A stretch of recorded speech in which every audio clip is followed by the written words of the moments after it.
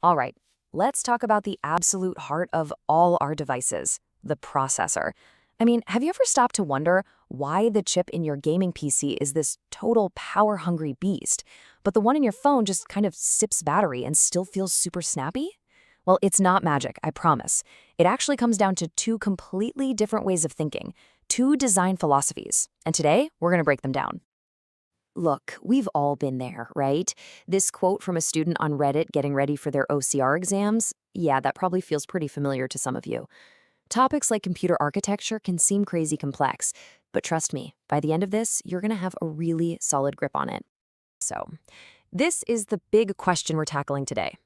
And honestly, it all comes down to using the right tool for the right job. A gaming PC? That thing needs raw, versatile power. Your phone, on the other hand, needs to be incredibly efficient. And the different brains or processors inside them are built with completely different goals in mind. Okay, so to get those different goals, we first need to understand what I'm calling the processor problem. We're going to look at the fundamental building blocks that make these processors tick. You know, every single processor speaks its own language, or more accurately, it has its own instruction set. This is just the complete list of all the operations it knows how to do. And this one concept, right here, is the key to unlocking the difference between the two main types of processors we're talking about. Here's a really simple way to think about it. Imagine you have two ways to fix things. One way is to have a complex multi-tool that can do 100 different things, even if some of them are a little slow or clunky. The other way is to have a small, perfectly designed set of wrenches that do fewer things, but they do them incredibly fast and efficiently. And those two approaches, well, they have names: CISC and RISC. CISC, that stands for Complex Instruction Set Computer.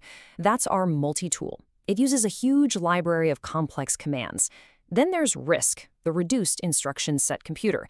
That's our specialized wrench set, using a much smaller, simpler set of commands. Okay, so this table right here, this is the good stuff. This is pretty much the core of what you need for your exams, all laid out. Let's walk through it. Look at RISC. Every instruction is simple, so it takes just one clock cycle. Bam, done. Because they're all uniform, it's perfect for something called pipelining. Seriously, just picture an assembly line for commands where a new one can start before the last one is even finished. It's incredibly efficient, uses fewer transistors, and needs less power. So what's the catch? Well, simpler instructions mean you need more of them to get a job done, so programs take up more memory. Now, CISC is the exact opposite. Its complex instructions can do a lot in a single command, which saves memory. But they take multiple clock cycles, and that neat assembly line approach just doesn't work. This means it needs more transistors and a lot more power. And this shows you exactly where these two philosophies live out in the real world. That power-hungry, do-it-all CISC architecture, that's what you're going to find in your laptops and desktops, where performance is everything. And that super efficient, low-powered RISC architecture, perfect for smartphones and tablets, where battery life is king. So we've got our CPU, this master craftsman, brilliant at handling all sorts of complex tasks one after the other.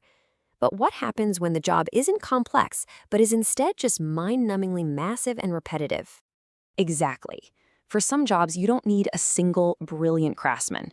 You need an army of workers, all doing the same simple thing over and over again, all at the same time. This is where a totally different type of processor comes into play. And that's the Graphics Processing Unit, or GPU. It was originally built to take the massive, repetitive job of rendering graphics off the main CPU's plate. I mean, think about it.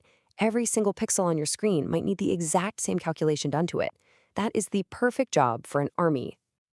And when I say an army, I am not kidding.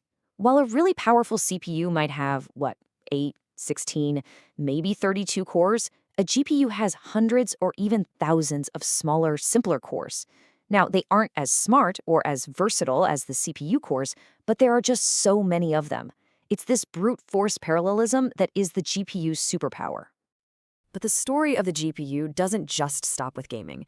This graphics powerhouse has found a kind of secret life, and it's changing the world in ways you probably wouldn't expect. So it turns out that a lot of the world's biggest computing problems are what we call parallelizable. That's just a fancy way of saying the problem can be broken down into thousands of little identical tasks that can all be done at once. And this includes things like 3D modeling, data mining, running huge financial simulations, and maybe most famously, training the machine learning models that power today's AI.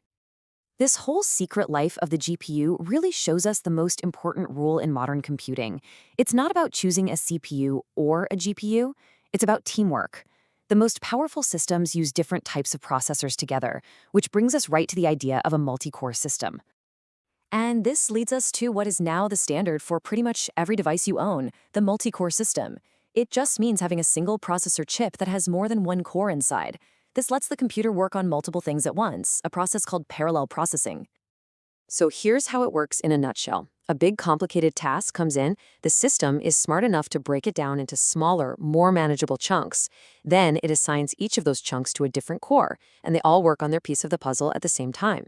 The result? The job gets done in a fraction of the time it would have taken a single core. But of course, it's not a silver bullet. The benefits are pretty obvious. You get incredible speed and a much better use of your computer's resources. But there are limitations. Writing programs that can actually use multiple cores is way more complex. And, most importantly, not all tasks can be broken down this way. Some things just have to be done one step at a time, serially. So why does this matter to you, like in your day-to-day life? Well, if you've ever had a dozen tabs open while you're listening to music and trying to write an essay, that's multi-core processing, making it all feel smooth. It's the reason a background virus scan doesn't grind your whole system to a halt. And it's why when one app crashes, it doesn't freeze your entire computer anymore. Different cores are handling different jobs. So, as we wrap this up, you can see how these different processor types and architectures aren't just some abstract concept from a textbook. They have a massive impact on how our devices work and what they can do. And understanding the difference is really key. And for your OCR exams, knowing this stuff is exactly what makes the difference. Just look at these 2024 grade boundaries. A grade 4, which is a pass, you needed about 45%. But to jump up to a grade 7, you needed 73%. And for that top grade 9, you needed 85%. Nailing these core computer systems topics is what pushes your score into those higher brackets. So we'll end on this question. We've gone from these general-purpose CPUs to specialized GPUs. But what's next?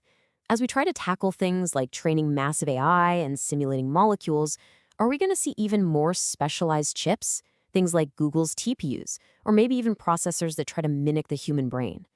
The era of a one-size-fits-all computer chip, well, that's over. The future is specialized.